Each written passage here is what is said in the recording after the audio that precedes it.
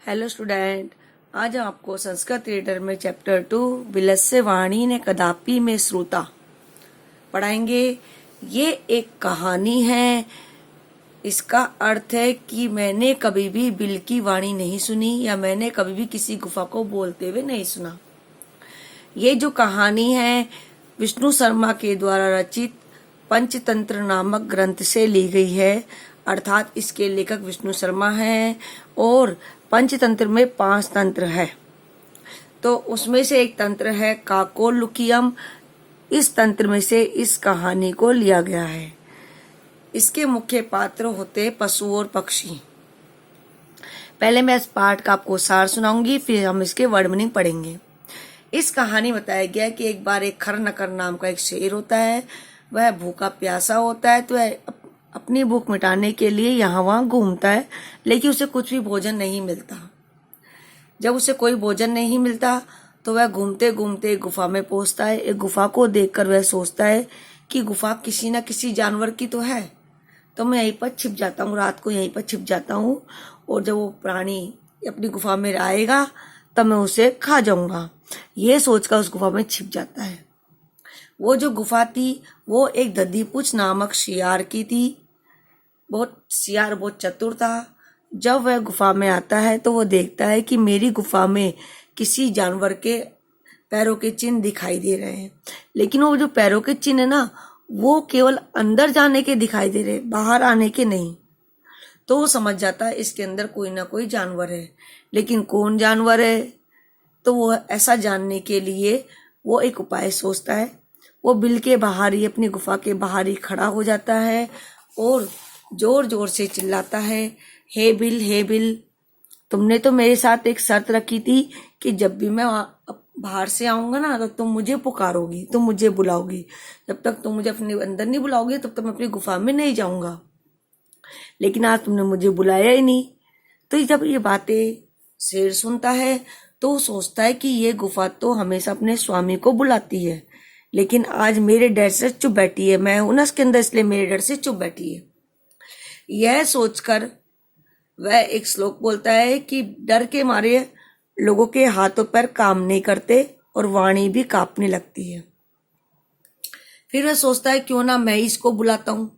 तो वह गुफा की आवाज में जोर से शियार को बुलाता है।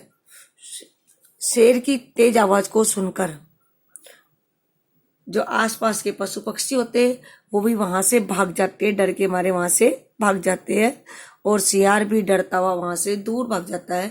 जाते जाते वो श्लोक पढ़ता है कि जो आने वाले संकट को पहचान लेता है, जो आने वाले संकट को पहचान लेता है वह शोभा प्राप्त करता है, यानी सुखी रहता है। लेकिन जो आने वाले संकट को नहीं जान पाता, आने वाली विपत्ति को नहीं जान पाता, वह हमेशा दुखी रहता है। इस वन में रहते हुए मुझे बुढ़ापा आ गया, यानी कि इस वन में मैंने अपनी पूरी जिंदगी गुजार दी है, लेकिन मैंने आज तक कभी बिल की वाणी नहीं सुनी। मैंने आज तक कभी किसी गुफा को बोलते हुए नहीं सुना। तो हमारे पाठ की कहानी इस प्रकार है। हम इसकी पहले वर्ड मीनिंग पढ़ेंगे, फिर हम इसका अनुवाद पढ़ेंगे।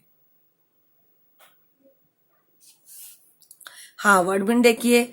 कस्मिंचित यानी किसी वन में, क्षुधार्थ यानी भूख से व्याकुल, अंतरे यानी बीच में, निगड़ो भूतवा यानी छिपना, छिपकर, सिंह पद पदती शेर के पैरों के चिन्ह, शेर के पैरों के चिन्ह या निशान।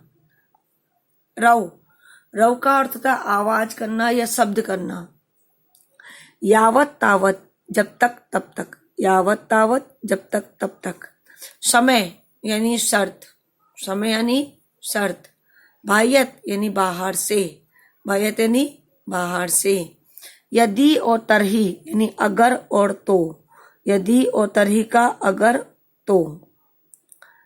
तत्श्रुत्वा, इसका संधि चिन्ह होगा तत् प्लस श्रुत्वा, तत् प्लस श्रुत्वा। इसका अर्थ है वह सुनकर। क्या होता है? वह सुनकर।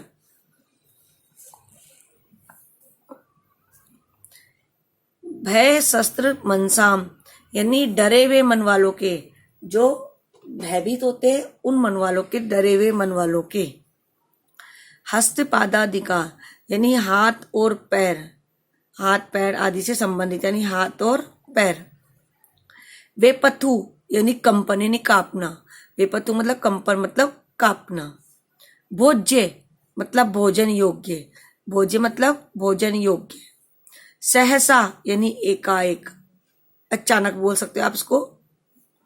अनागतम आने वाले दुख को, जो आने वाले दुख के बारे में सोच लेता है वह सुखी रहता है, लेकिन जो आने वाले दुख के बारे में नहीं सोचता वह दुख को प्राप्त करता है।